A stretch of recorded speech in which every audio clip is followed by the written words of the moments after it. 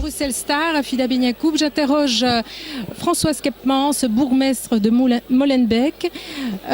Donc, elle est présente aujourd'hui au congrès du MR. Et voilà, donc la première question, c'est d'aborder la culture, parce que c'est quelque chose que lors du congrès, nous n'avons pas entendu, mais il y a de nombreux projets qui n'ont pas pu être détaillés. Voilà, quelle est votre position par rapport à la culture pour, j'imagine, Bruxelles ? Bien sûr, mais la culture est indispensable au développement de Bruxelles, évidemment, à son émancipation, mais aussi à son économie.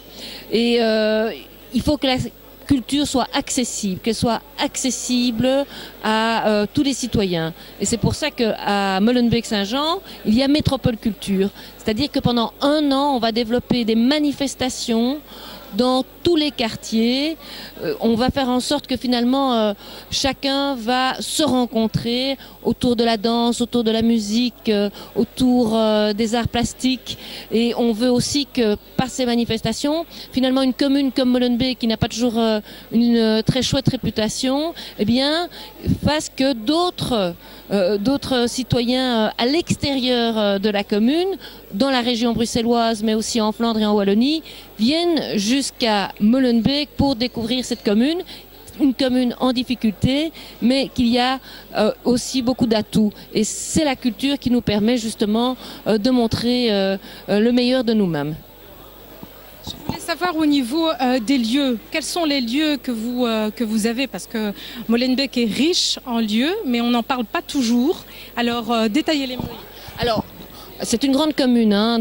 Donc nous avons 3 pôles culturels, le château du Kerveld, où on a fait Molenstart, nous avons la maison des cultures et de la cohésion sociale, et nous avons le centre communautaire maritime. Nous avons aussi une académie de dessin, une académie de musique, et nous avons un tissu associatif qui est très riche et qui développe aussi des manifestations culturelles. Nous avons le musée de la fonderie, le musée de la communauté française, et puis nous avons le canal. Et nous souhaitons vraiment que le long du canal, il y ait véritablement des activités culturelles qui se développent. Nous défendons l'implantation du musée d'art contemporain, notamment à la porte de Ninove. Il faut véritablement que ce canal, à l'instar des autres cours d'eau dans les grandes villes, soit valorisé, qu'on puisse s'y retrouver, notamment via la culture, par le tourisme, par les entreprises, que ce soit aussi ce canal un vecteur de développement culturel, social et économique.